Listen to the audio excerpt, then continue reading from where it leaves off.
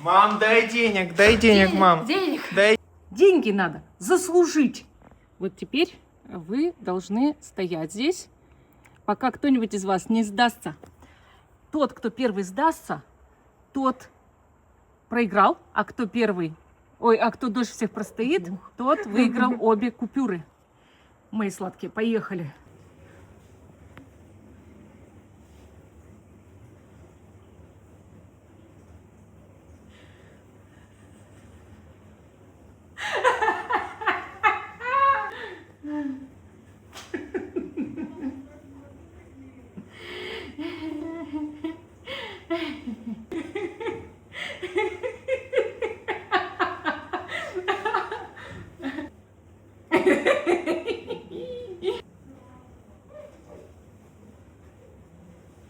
Прошло 2 часа.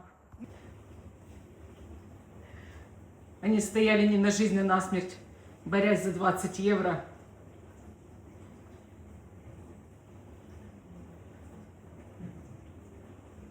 Да...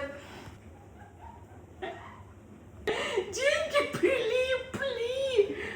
Ладно, Максим проиграл. Максим, ты проиграл. Алина забирает 20 евро.